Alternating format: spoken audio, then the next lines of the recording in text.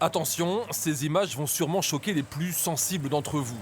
Vous êtes au CRIT Sport et Loisirs et plus précisément dans la salle de torture des vélos ou plutôt dans le laboratoire d'essais cycles. Ici, on triture les cadres, on persécute les porte-bagages, on sacrifie les plaquettes de frein. 100 000 cycles d'usure sont en moyenne infligés aux différentes pièces d'un vélo, alors forcément, parfois, ça craque. Là, c'est le garde-boue qui vient de casser, donc au niveau de la fixation. Ce sont des choses qui arrivent. Oui, c'est de la mise au point, donc oui, ça arrive, hein. Après, bon, le client va modifier et il va nous renvoyer la pièce modifiée, on va refaire le test, il n'y a pas de raison que ça passe pas.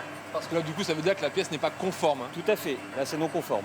Ici, plusieurs bancs de fatigue, c'est comme ça qu'on appelle chaque atelier, doivent vérifier la résistance des pièces, car aujourd'hui, les bons vieux vélos en acier incassable n'existent plus, leurs successeurs sont plus légers, mais aussi plus fragiles.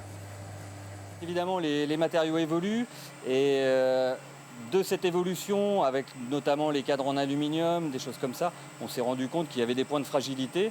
Donc les fabricants sont des fois obligés de revoir un petit peu leur copie pour avoir l'homologation de leurs composants. L'engouement pour les vélos à assistance électrique est tel que leur production s'est amplifiée ces dernières années afin de répondre à tous les publics. Davantage de vélos et donc davantage de contrôles à effectuer par le CRIT, une certification qui est même devenue un argument commercial. C'est gage d'une qualité de production et puis de fiabilité surtout.